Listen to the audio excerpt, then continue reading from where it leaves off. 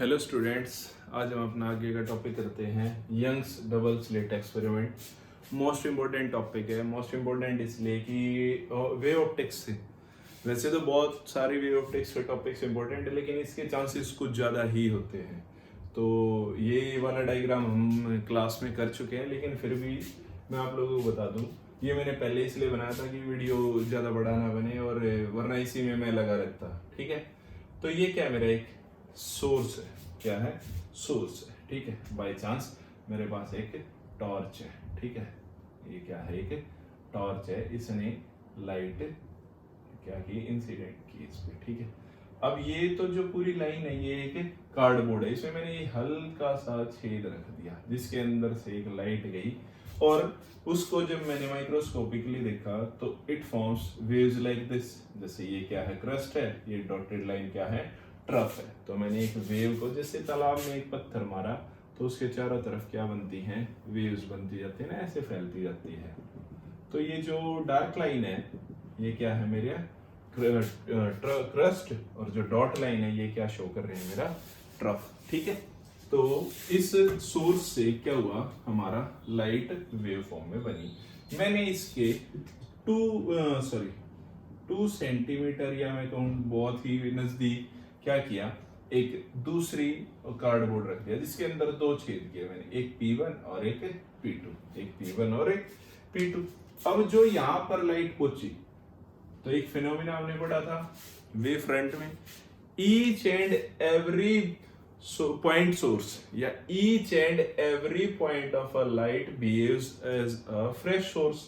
तो जो इस P पॉइंट पे लाइट का पॉइंट पहुंचा या एनर्जी पहुंची और इस P2 पे पहुंची, तो वो अपने आप को एक फ्रेश सोर्स बनाने लगे, तो उनका खुद का एक वेव फ्रंट बनने लग गया। तो P1 का वेव फ्रंट क्या है? ये वाला। P1 का वेव फ्रंट क्या है? ये वाला। और P2 का वेव फ्रंट क्या है? ये वाला। तो मैंने P1 और P2 के वेव फ्रंट बनाए, जिसमें जो ब्लैक लाइन है, जो कि सीधी लाइन है, ये क्या है? क्रस्ट है P1 से, और ये क्या है? P2 से। और जो डॉट लाइन है वो क्या है? ट्रफ है।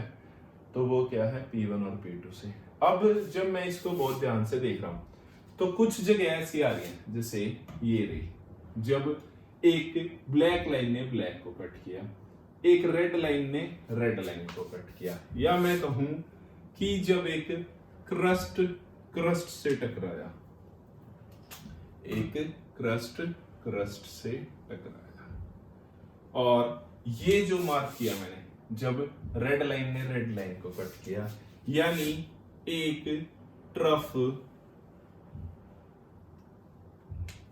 से टकराया। ठीक है, ये हुआ मेरा जब सेम डॉट से डॉट कट रही है और जो ब्लैक है उससे ब्लैक कट रही है। अब एक हिस्सा मैंने यहां पर ये वाला भी बना रखा है, ये रहा। जब क्या हो रहा है? एक डार्क लाइन है और एक रेड लाइन है, एक ब्लैक और रेड। यहां भी देखो ब्लैक और रेड, यहां भी देखो, कहां गया? ये रहा हिस्सा, ब्लैक और रेड। यहां देख लो ब्लैक और रेड। तो यानी यहां पर क्या हो रहा है? जब एक क्रस्ट को एक ट्रफ कट कर रहा है, ठीक है, तो जाहिर सी बात है, it works on principle of interference of light. Interference of light. अब इंटरफेरेंस ऑफ लाइट हम जानते क्या होती है भाई? 2 वेव्स जब एक दूसरे से सुपर इम्पोज होती हैं तो उनकी एनर्जी क्या होती है? रीडिस्ट्रीब्यूट होती है। जब क्रस्ट से, ट्रफ से टकरा रहा है तो इंटरफेरेंस क्या होगा? थोड़ा सा बढ़ेगी इस पोजीशन में। तो वो जो फॉर्म करेंगे वो क्या फॉर्म करेंगे बेटा? Bright fringes. यानी when 2 crusts or troughs superimpose on each other, they formed bright fringes. यानी वहां पर लाइट की इंटेंसिटी क्या हो जाएगी? इंक्रीज हो जाएगी। यानी जैसे इस जो बोर्ड है, बाई चांस ये एक रूम है, इस रूम का एक कोने में, सॉरी इसको इरेज कर देता हूं,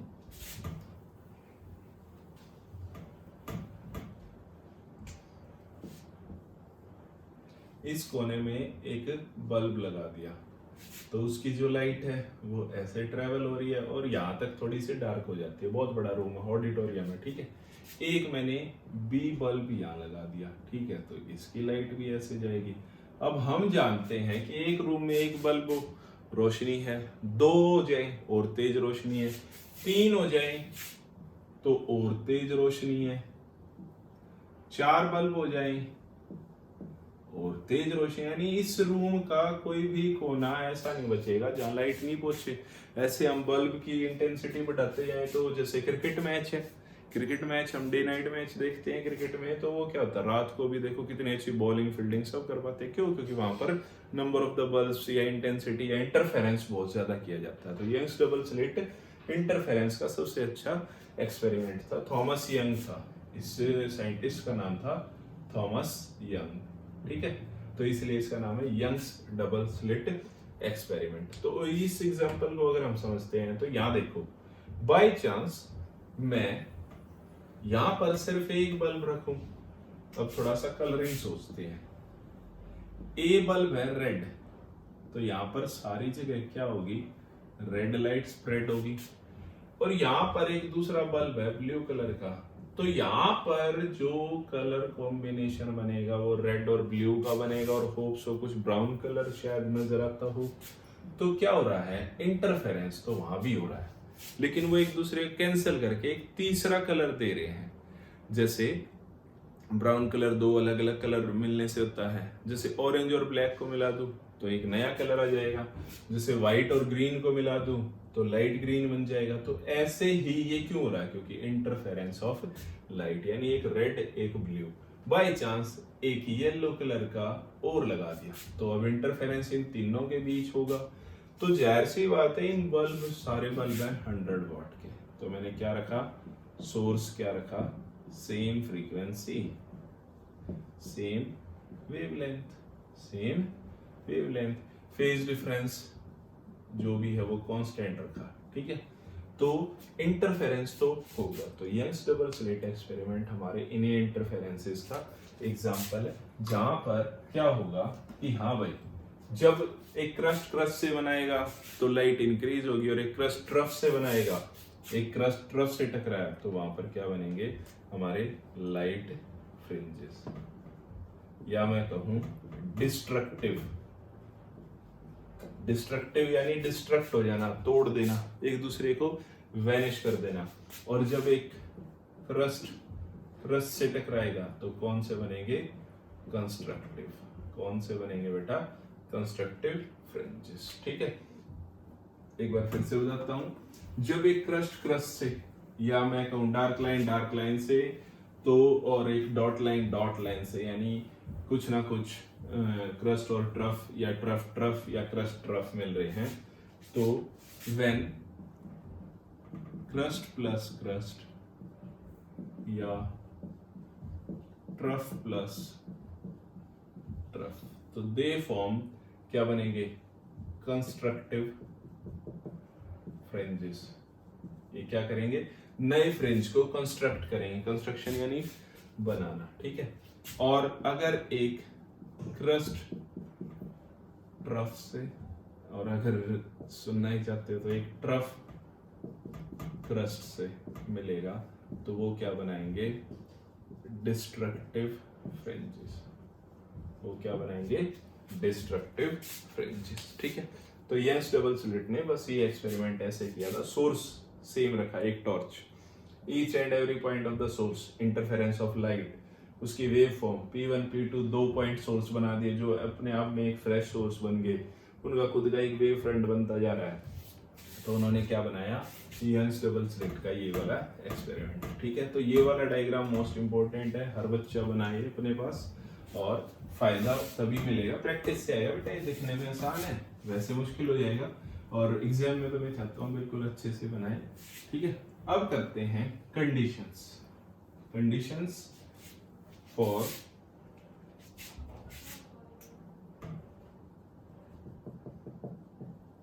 for constructive and destructive interference, या मैं कहूँ फ्रिंजेस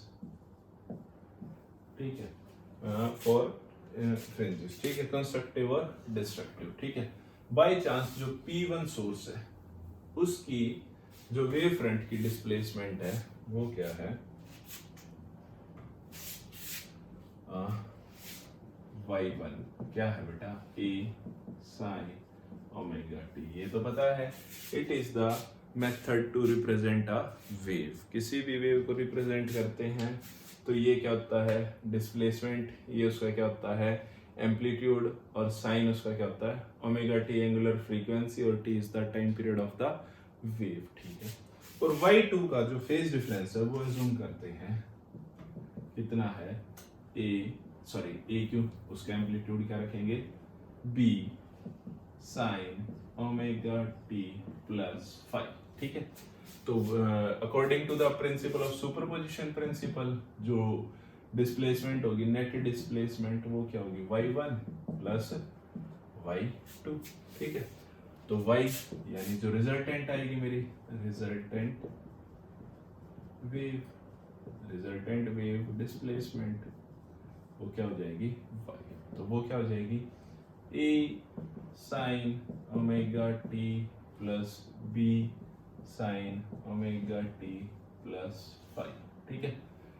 अब देखो इस वाली चीज को, यहाँ एक फॉर्मूला बन रहा है, साइन a प्लस b, क्या होता है, sine a cos b plus cos a sine b, ठीक है। तो मैं इस चीज को फिर से रीराइट कर रहा हूं, y is equal to a sine omega T plus b sine omega T plus five. अब मैं सिर्फ इस वाले को खोल रहा हूं, ठीक है। तो y is equal to a sine omega T plus b, अंदर देखो साइन a प्लस b, यानी sine omega T cos five plus cos omega T sine five, ठीक है। ये क्या बन गया मेरा, हमारा साइन a प्लस बी का फॉर्मूला, ठीक है, साइन a प्लस बी का फॉर्मूला। ये तो अंदर आ रहा भाई, बाहर हो जा।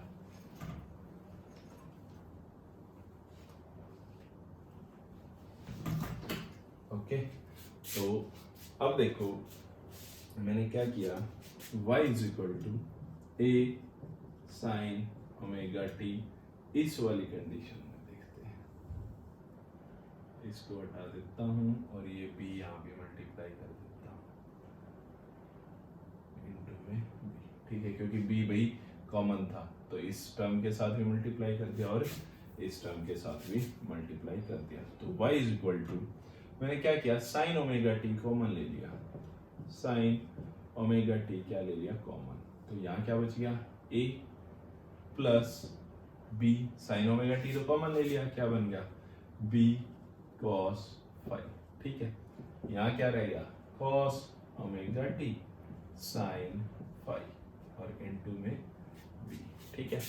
अब देखो मैं 2 मिनट के लिए जूम कर लेता हूँ, रिजल्टेंट वेव जो इस टर्म से बनी और जो इस टर्म से बनी, तो मैंने क्या किया, r sine theta is equal to sine five और r कॉस थीटा, इस पूरी टर्म के इक्वल रख लिया, वो क्या बन गया, a plus B cos five, equation 1 equation 2। मैंने देखो कुछ नहीं किया, मैंने एक रिजल्टेंट वेव का r रिजल्टेंट लिया और एज्यूम कर लिया कि a प्लस बी किसके इक्वल है, a plus B cos five किसके इक्वल है, r कॉस थीटा के, और सॉरी फाइव, और जो r साइन थीटा वो किसके इक्वल है, साइन फाइव के, ठीक है, साइन फाइव के। तो y is equal to sine omega T, a plus B cos five की जगह क्या लिख लूं, r cos theta, r cos theta plus यहाँ पर क्या है मेरे पास, b, sorry a plus B था तो यहाँ पर मैंने पूरा रखा है b के इक्वल, a प्लस बी, ठीक है, r cos theta plus cos omega T into sine five b sine five की जगह क्या लिखूंगा, r sine theta, b sine five की जगह क्या लिखूंगा, r साइन थीटा, अब देखो यहाँ फिर से एक फॉर्मूला बन गया, sign A cos B, cos A sine B, sign A cos B, cos A sine B. यानी अगर मैं आर कॉमन रखता हूं तो अंदर मेरा फॉर्मूला बन गया sign omega T plus theta. This is the resultant wave, sign omega T plus theta. ये क्या बन गया मेरा, एक रिजल्टेंट वेव। ठीक है, अब देखो ये तो मेरे पास आ गई displacement of resultant wave in form of resultant. जो रिजल्टेंट का एम्पलीट्यूड है वो किसके इक्वल होता है बेटा, a प्लस बी, यानी amplitude of this one plus में amplitude of this one. Clear. अब इसका जो दूसरा पॉइंट है फाई डिफरेंस, जैसे ये तो सिंपल था कि यहाँ भाई हमें रिजल्टेंट वेव का क्या मिल गया, हमारा डिस्प्लेसमेंट। ठीक है बेटा, जब नेक्स्ट है हमारा रिजल्टेंट निकला जो a प्लस बी। अब इसको देखते हैं, हमने r cos थीटा किसके इक्वल लिया था, sine a plus B cos phi के।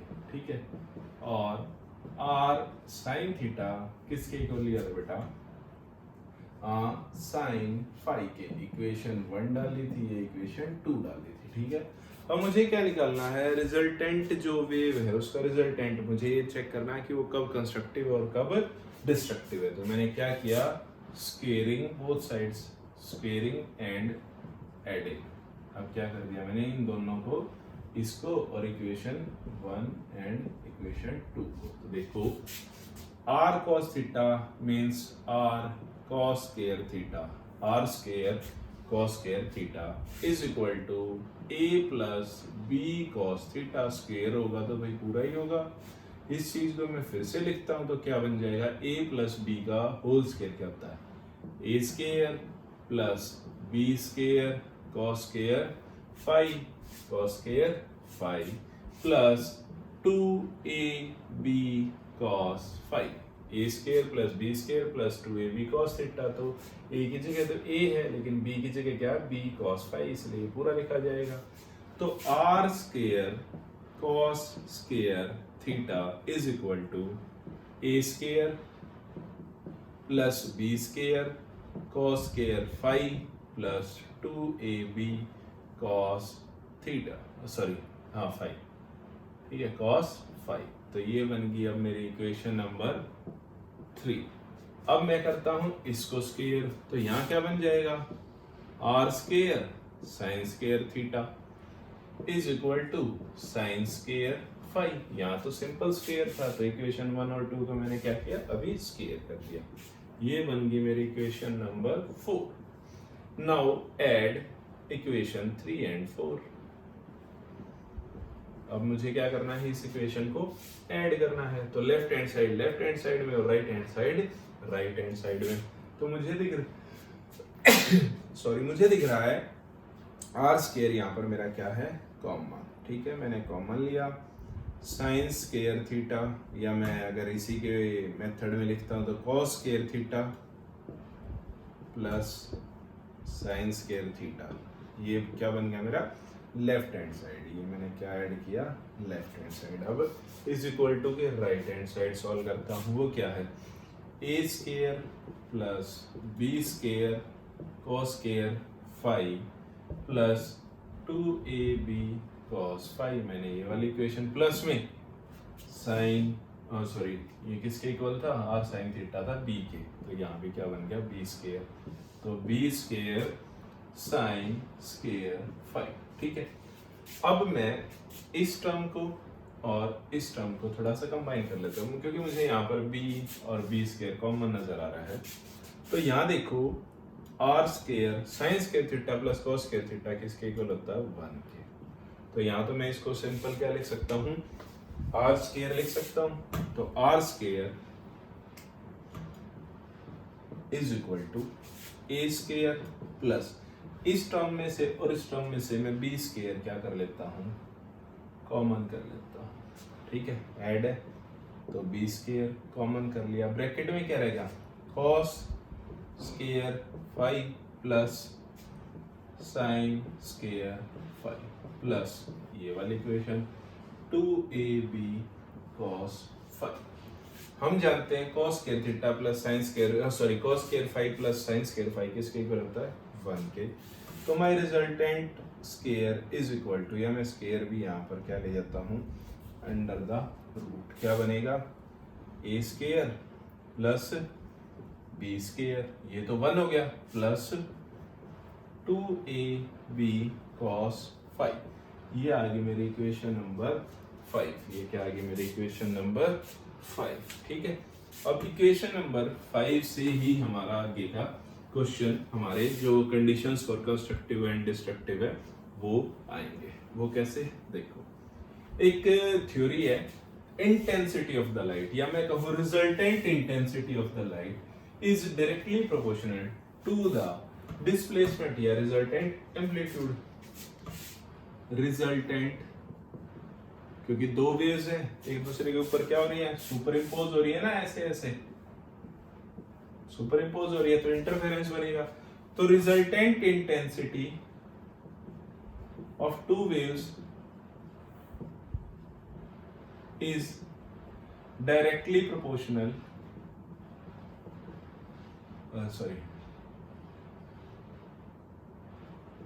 directly proportional to the square of resultant amplitude। अब हमने यही तो निकाला रिजल्टेंट एम्पलीट्यूड, क्योंकि y की वैल्यू क्या थी a sin omega t, y1 की थी, y2 की वैल्यू क्या थी b sin omega t plus 5, यही थी ना। तो हमने जो रिजल्टेंट निकाला वो किसका निकाला, एम्पलीट्यूड्स का निकाला है 2ab cos phi। ये क्या बता रहे हैं, a क्या है एम्पलीट्यूड, b क्या है y2 का एम्पलीट्यूड। तो जो एम्पलीट्यूड का रिजल्टेंट है उसका स्क्वायर किसके इक्वल होगा, इंटेंसिटी। तो मुझे क्या निकालनी है अब, इंटेंसिटी ऑफ द लाइट, जो रिजल्टेंट इंटेंसिटी है वो फाइंड करनी है। तो I इज इक्वल टू, या मैं कहूं I directly proportional to R square, I is equal to K R square, K is for constant, या मैं कहूं I is equal to R square, या मैं कहूं I इज इक्वल टू, ये पूरी 5 टर्म किस चीज के इक्वल है, R के, और ये स्क्वायर इधर था तो जाहिर सी बात है under the root a square plus b square plus 2ab cos phi। ये क्या है मेरा पूरा r, और उसका क्या है स्क्वायर, स्क्वायर से square root under the root cancel, तो i की वैल्यू क्या आई बेटा a square plus b square plus 2ab cos phi। ठीक है, ये क्या आ गई मेरी इंटेंसिटी, इक्वेशन नंबर 6। अब हमें जो काम है वो है इक्वेशन नंबर 6 से, इसलिए मैं बाकी चीजें इरेज कर रहा हूं। और अब चेक करते हैं कि भाई कंस्ट्रक्टिव के लिए जो एम्पलीट्यूड होना चाहिए वो क्या होना चाहिए। ठीक है, देखो आई की वैल्यू मैक्सिमम कब होगी, देखो किसी भी ट्रिग्नोमेट्रिक फंक्शन में +1 क्या होती है मैक्सिमम वैल्यू, और -1 क्या होती है मिनिमम वैल्यू। अब यहां पर आई मैक्स क्या हो सकता है, a square plus b square plus 2ab cos, इस फाई की वैल्यू कुछ ऐसी कि इस पूरे का रिजल्ट क्या हो जाए +1। तो फाई की वैल्यू क्या होनी चाहिए 0 डिग्री, यानी cos 0 डिग्री पे कितना होता है 1। ठीक है, cos 90 पे क्या होता है 0, cos 180 पे क्या होता है -1, cos 270 पे क्या होता है 0, और cos 360 पे क्या होता है अगेन +1। या मैं कहूं अब इन 0 और इनको लिखता हूं तो ये तो हो गया 0 डिग्री, ये हो गया π/2, ये हो गया पाई, और ये क्या बन गया 3π/2, और ये क्या बन गया मेरा 2π। 360 को मैं क्या लिखता हूं 2π। तो व्हेन थीटा बिकम्स, कब मैक्सिमम आ रही है जब 0 डिग्री है, जब 2π है, जब फिर से कितना होगा 4 पाई 6 पाई। तो फॉर मैक्सिमम फाई की वैल्यू जो होनी चाहिए वो क्या होनी चाहिए 0 2 पाई 4 पाई 6 पाई। अब इस चीज को मुझे क्या देखना है कि जो मेरा फाई है वो किसके इक्वल होना चाहिए 2n पाई। अब देखो यहाँ n की वैल्यू अगर 0 है, n की वैल्यू 0 है तो फाई की वैल्यू क्या होगी 0 डिग्री। n की वैल्यू 1 है तो फाई की वैल्यू कितनी होगी, n की वैल्यू 1 प्लेस करते ही क्या हो जाएगा 2 1 जा 2 2 पाई। n की वैल्यू 2 है, कितनी बन गई फाई की वैल्यू 4 पाई 4 पाई। तो फॉर मैक्सिमम इंटेंसिटी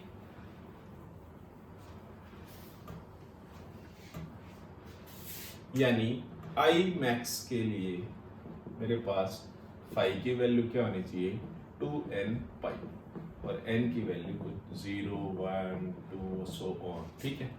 और फॉर आई मिनिमम, अब मिनिमम किस पे आ रही है 180 पे, किस पे आएगी 180 पे, फिर किस पे आएगी अगेन 180 360 प्लस 180 540 सॉरी 364 500 ऐसे 540 ऐसे चेंज होता है। जैसे अगला कितना हो जाएगा cos 360 ऐसे 540 में कितनी हो जाएगी -1, ठीक है। तो आई मिनिमम के लिए फाई क्या होना चाहिए 2n-1 into pi 2n-1 into pi. अब यहाँ देखो n की वैल्यू 0, n की वैल्यू 0 2 0 0 तो वैल्यू क्या बच गई -पाई। n की वैल्यू 1 क्या बन गई, n की वैल्यू 1 2 1 जा 2 1 की वैल्यू क्या रहेगी पाई। n की वैल्यू कितनी हो जाए 2 तो 2 2 जा 4 -1 3 पाई। तो आंसर क्या आता जाएगा -1 -1 ये किस चीज के लिए कंडीशन बनी मेरी मिनिमम के लिए, ठीक है। अब देखो आई मिनिमम यानी इंटेंसिटी ऑफ द, या मैं कहूँ इंटरफेरेंस की, जो इंटरफेरेंस होने के बाद जो नई एक वेव बनी उसकी इंटेंसिटी मैक्सिमम कब होगी जब उनके बीच में फेज डिफरेंस क्या होगा 2n पाई, और जब मिनिमम कब होगी जब उनके बीच में फेज डिफरेंस होगा 2n-1 इंटू पाई। अब हमने 11th क्लास में एक मेथड किया था किस चीज का, कंडीशन या मैं कहूँ combination of path difference and phase difference, यानी रिलेशन था एक, ये क्या था रिलेशन किया था हमने कि भैया अभी तो हमें सिर्फ फेज डिफरेंस पता, वेव के अंदर फेज डिफरेंस के अलावा क्या हो सकता है पाथ डिफरेंस भी हो सकता है। तो पाथ डिफरेंस मैं करता हूँ x से, है ना। तो उसके लिए एक मैंने रिलेशन बताया था क्या कि भाई जो हमारा फेज डिफरेंस निकालना हो तो वो क्या हो जाएगा lambda by x into 2 pi by lambda 2 pi by lambda 2 pi into में lambda divided by x is for path difference, this is for phase difference lambda is wavelength, ठीक है। तो ये एक रिलेशन बताया था फाई का, किसी भी वेव का जब हमें पाथ डिफरेंस पता हो तो फेज डिफरेंस निकालना हो तो क्या कर दो 2 पाई और उसकी वेवलेंथ मल्टीप्लाई कर दो डिवाइड बाई पाथ डिफरेंस कर दो तो फेज डिफरेंस आ जाएगा। और अगर फेज डिफरेंस निकालना है तो x की वैल्यू क्या बनेगी 2 पाई लैम्डा बाई x, ठीक है। तो मुझे क्या निकालना था फेज डिफरेंस से पाथ डिफरेंस और पाथ डिफरेंस से फेज डिफरेंस। मैं उल्टा क्यों लिख रहा हूँ 2 pi by lambda into x, sorry ये था हमारा रिलेशन, ठीक है। तो अब मुझे क्या निकालना है फेज डिफरेंस निकालना है, तो मैं यहाँ पर x की वैल्यू फाइंड करता हूँ। तो x की वैल्यू क्या हो जाएगी lambda into pi divided by 2 pi. x path difference phase difference मैंने क्या किया ये यहाँ के क्या हो गया मल्टीप्लाई, तो लैम्डा इनटू पाई और डिवाइडेड बाय 2 पाई, तो ये क्या रहेगा मेरा x। तो पाथ डिफरेंस यानी for maximum path difference x is equal to lambda by 2 pi. Phase difference कितना होना चाहिए जब मैक्सिमम होगा, तो फेज डिफरेंस पाई क्या है 2n पाई, तो 2 पाई से 2 पाई कैंसिल आउट, तो x क्या आएगा n लैम्डा। ये कब आएगा? Maximum path difference. ठीक है, मिनिमम पाथ डिफरेंस, ये बेटा कंडीशंस हैं बहुत जरूरी। मिनिमम पाथ डिफरेंस यानी x is equal to lambda by 2 pi 2n minus 1 into pi. Minimum के लिए क्या था? 2n माइनस 1 पाई। ठीक है, अब देखो इस पाई से ये पाई कैंसिल आउट, तो x की वैल्यू क्या बन गई? 2n minus 1 into lambda by 2। ये है फॉर डिस्ट्रक्टिव और ये है फॉर कंस्ट्रक्टिव। ये क्या है? Path difference. और ये क्या है? फॉर कंस्ट्रक्टिव और ये for destructive fringes. Constructive fringes कौन से थे? जब एक क्रस्ट क्रस्ट से मिल रहा था, तो क्रस्ट क्रस्ट से कब मिलेगा? जब उनके बीच का फेज डिफरेंस कितना होगा? 2n पाई। क्रस्ट ट्रफ से कब मिलेगा? डिस्ट्रक्टिव फ्रिंजेस वो कब बनाएगा? जब उनके बीच का फेज डिफरेंस कितना होगा? 2n minus 1। ठीक है, कंस्ट्रक्टिव जो फ्रिंजेस बनेंगे वो कब बनेंगे? जब पाथ डिफरेंस कितना होगा? n lambda. और डिस्ट्रक्टिव फ्रिंजेस कब बनेंगे? जब उनके बीच का पाथ डिफरेंस कितना होगा? 2n minus 1 lambda by 2। Clear है बेटा? अब देखो इस चीज को थोड़ा सा और अच्छे से करते हैं। भाई आई की वैल्यू, अगर दोनों वेव्स का सेम सोर्स है, ये बहुत इंपॉर्टेंट है बिल्कुल। ठीक है, इसके बगैर हमारा यंग्स डबल स्लिट एक्सपेरिमेंट पूरा नहीं होता। अभी एक दो चीज और बाकी है। देखो अब देखो आई मैक्स। ठीक है, बाई चांस मैं मान लेता हूं फाई मेरा क्या बन गया? +1। ठीक है, तो ये आई मैक्स की वैल्यू मैं यूज कर लेता हूं a square plus b square plus 2ab। ठीक है, और आई मिनिमम उसके लिए मेरे पास बना a square plus b square plus 2ab, या तो था +1 क्योंकि भाई फाई की वैल्यू क्या थी? 2n पाई। ठीक है, यहाँ क्या बना? -1 2n माइनस 1 इंटू पाई। ये था डिस्ट्रक्टिव के लिए और ये था किसके लिए? हमारा कंस्ट्रक्टिव के लिए। तो -1। अब इसी चीज को फिर से लिखता हूं I max a square plus b square plus 2ab। इसको लिख सकता हूं a प्लस b का होल स्क्वायर। और आई मिनिमम ये क्या बन गया? a square plus b square, ये माइनस का 1 यहाँ के क्या हो गया? माइनस। तो ये क्या बन गया फॉर्मूला? a माइनस बी का होल स्क्वायर। तो कभी भी रेशियो निकालनी हो I max upon I minimum की, तो वो क्या बन गया? I max upon I a plus B upon a minus B. ठीक है, एज्यूम करते हैं both waves have same amplitude. Same amplitude, भाई जब सेम सोर्स है, मैं एज्यूम करता हूं कि ये a किसका एम्पलीट्यूड था? a sin omega t। y1 का y2 वेव थी, उसका क्या था? b sin omega t plus 5। दोनों हम जानते हैं कि जो मेरा सोर्स था,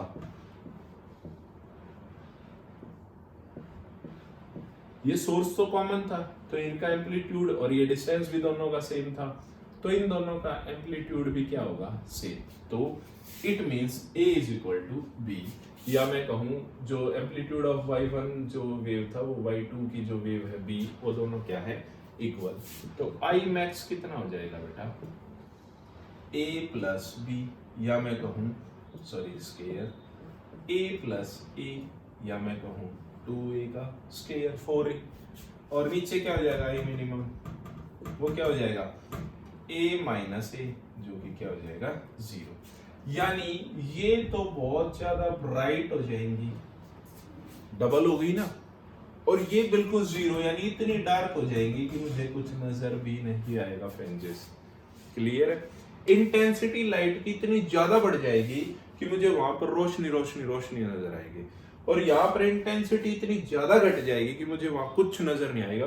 टोटली जो मेरे फ्रिंजेस हैं वो क्या बन जाएंगे? Dark fringes. क्लियर है बेटा? ये था यंग्स डबल स्लिट एक्सपेरिमेंट, इतना बड़ा। एक बार फिर से इसको नहीं छोड़ना है। मोस्ट मोस्ट मोस्ट इंपॉर्टेंट है। और यहाँ तक हमारा कि डार्क कब बनेंगी और ब्राइट कब बनेंगी, जब दोनों का एम्पलीट्यूड तक हम सेम है। और ये सिर्फ इसलिए किया गया ताकि बच्चे को एक्सप्लेन हो सके कि भाई इंटेंसिटी क्या होती है, रिजल्टेंट डिस्प्लेसमेंट क्या होती है। जो आर है वो डिस्प्लेसमेंट को शो कर रहा है, जो फाई है वो फेज डिफरेंस है, जो एक्स है वो पाथ डिफरेंस है। क्लियर है? Thank you.